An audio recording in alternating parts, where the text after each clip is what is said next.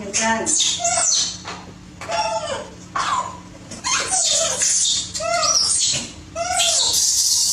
Có cả câu mừ, cả câu mừ vậy. Cô ăn đi ngay đi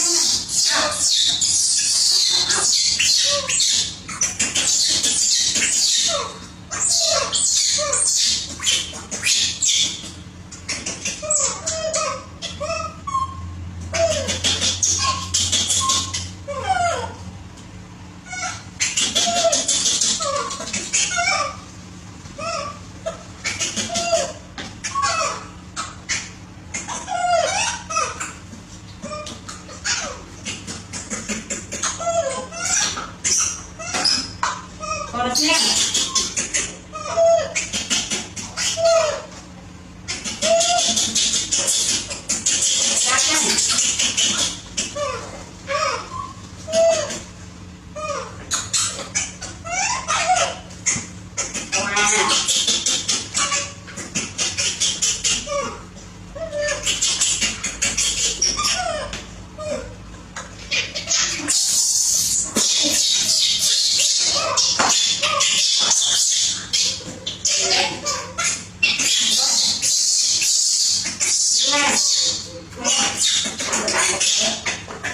Để bà con vào đi.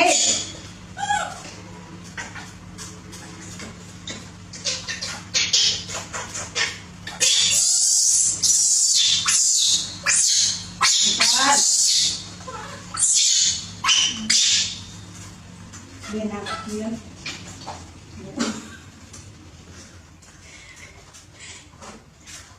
Quá là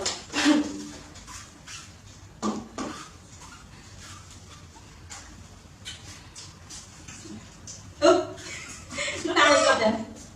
Ngọt bật lại. Bật lần lập.